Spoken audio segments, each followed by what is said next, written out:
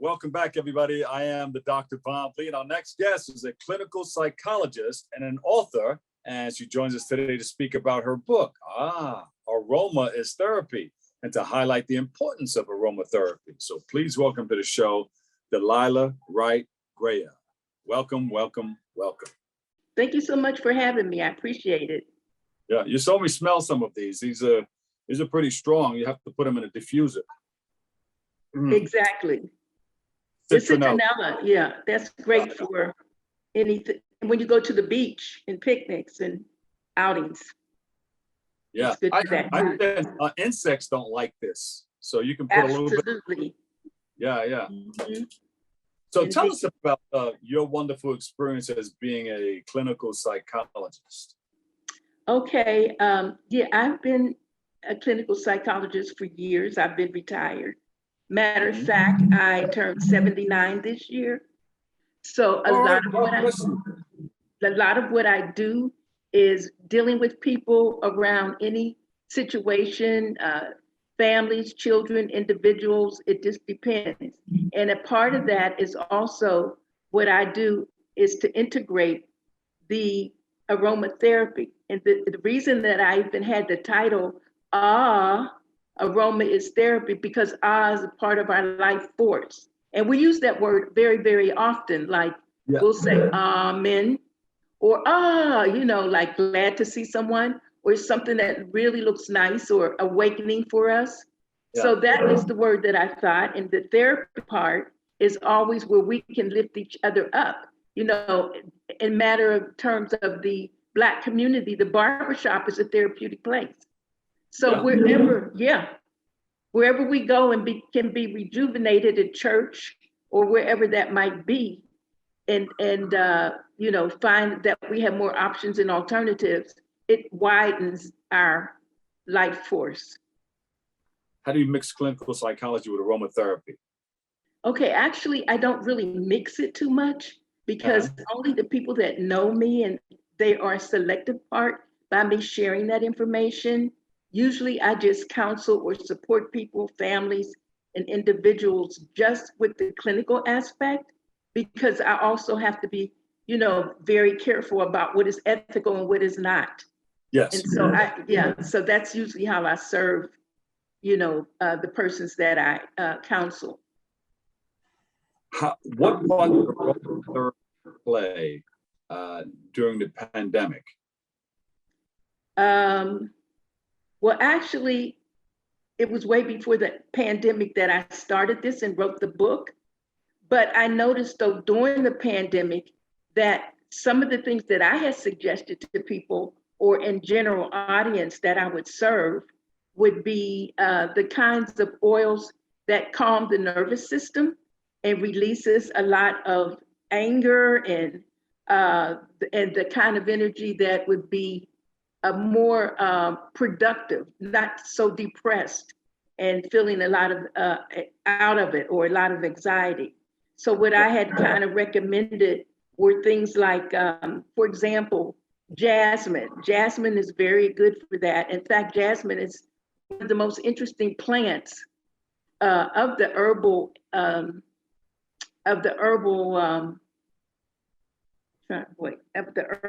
family. Yeah. And jasmine can only be picked at night as a flower, because if the sunlight hits it, it is over. It's over. So sometimes it's called the Lady of the Night, especially in China, where it originated in China.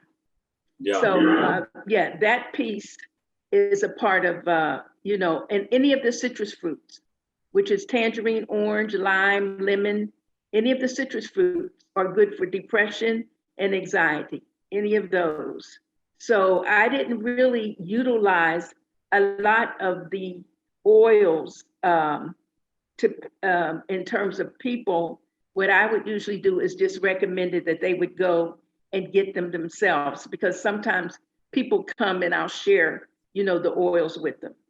I think the other dynamic thing too is the most powerful oils in the world are peppermint. And that's what I had asked you when you needed a refresher.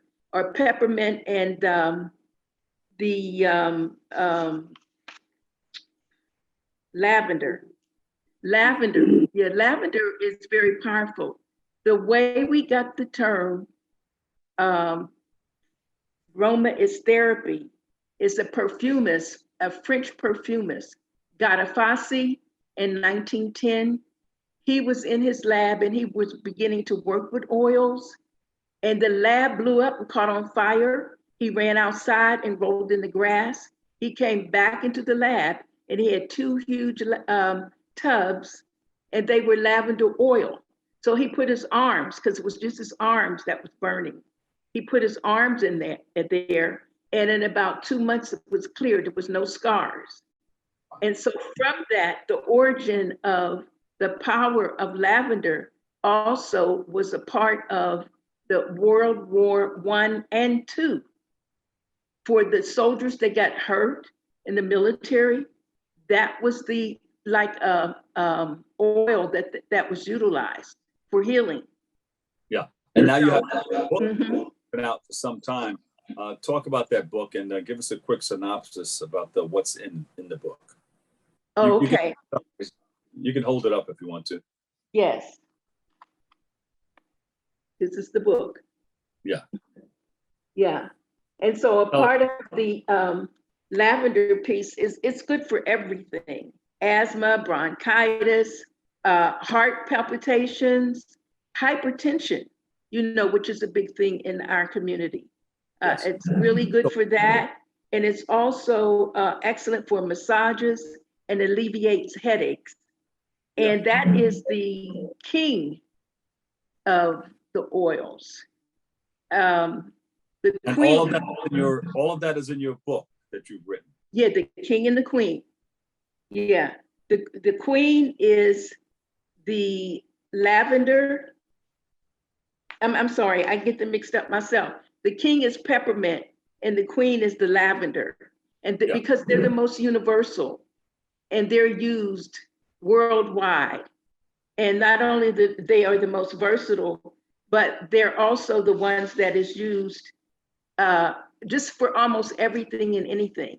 But see, peppermint has the opposite effect. Peppermint is for being alert, being alive. If you're going to take a long trip, if you're going into one time zone and another time zone, that's good to use. It's good for clarity, very refreshing. And sometimes it's also good for soreness and good for fever and colds. Do you use it as a topical solution, or do you put it into an infuser like this, or do you ingest it? How do you use the peppermint? You can do all of the above. Yeah, you can. Yeah, you use it. You use it topical, and then you could use it, inhale it. You can smell it. You could put it in your bath water, and you can have it as a massage. The diffuser. Now, let me say about the diffuser. I'm glad you said that, Dr. Lee, because peppermint is the only oil I would never recommend for a diffuser, because peppermint, you can tell when you use peppermint because you're lifted up, you're rejuvenated, you want to just move. And if you put that in your diffuser, don't be surprised if everybody gets real panicky and moves around a lot and start laughing. When I would use it in my classes, you could tell because everybody would get silly and start laughing. You could go kind of crazy with peppermint. Yeah, where can we go for more information on everything that you're doing? Yes, right on the book is Delilah Grayer at gmail.com. And that's DELILAHGRAYER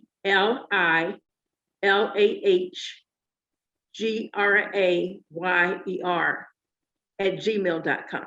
Delilah Wright Grayer, clinical psychologist and author of Aromatherapy. Thank you, thank you, thank you. Bobby C up next. He has the world of sports and he uses aromatherapy too. He's up next.